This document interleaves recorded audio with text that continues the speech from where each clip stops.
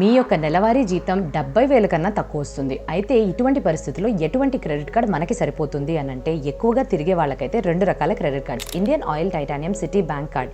దీంట్లోని ప్రతి ₹150 మీరు ఫ్యూయల్ పైన ఖర్చు పెడితే 4 టర్బో పాయింట్స్ అనేది వస్తాయి అండ్ మీకు సర్చార్జ్ అనేది వేవ్ అయిపోతుంది. Next HDFC platinum plus card. ఇందులో 2 రివార్డ్ పాయింట్స్ వస్తాయి. ప్రతి ₹150 మీరు ఖర్చు చేస్తే ఫ్యూయల్ పైన 50 డే ఇంట్రెస్ట్ ఫ్రీ పీరియడ్ వస్తుంది. ఎక్కువ షాపింగ్ పిచ్ ఉన్న వాళ్ళకి ఎస్బీఐ సింప్లీ ఇందులో 10 టైమ్స్ రివార్డ్ పాయింట్స్ వస్తుంది. అమెజాన్ బుక్ మై షోలో వాడితే ఎస్ బ్యాంక్ పైసా బజార్ పైసా సేవ్ క్రెడిట్ కార్డులోనే 3% క్యాష్ బ్యాక్ వస్తుంది అన్ని ఈ కామర్స్ ట్రాన్సాక్షన్స్ పైన. ఫుడ్ ఎక్కువగా తినే వాళ్ళకి ICICI coral contact less card. So minimum 2 movie tickets పైన మీకు ఎప్పుడు డిస్కౌంట్ లభిస్తుంది. SBI student plus card. Utilities మీద ట్రావెల్ పాయింట్స్ లభిస్తుంది అండ్ బ్యాలెన్సెస్ కూడా పే చేసుకోవచ్చు.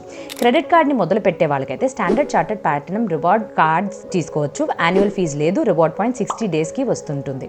And next axis bank Insta credit card. Approval ఈజీగా ఉంటుంది అండ్ ఎఫ్డి కూడా మీరు రివార్డ్ బెనిఫిట్స్తో పాటు చేసుకోగలుగుతారు. అయితే మీరు ఏ కార్డ్ వాడుతున్నారు? ఈ కార్డ్స్లో ఏదైనా యూస్ఫుల్గా ఉంటే చెప్పండి. Thank you.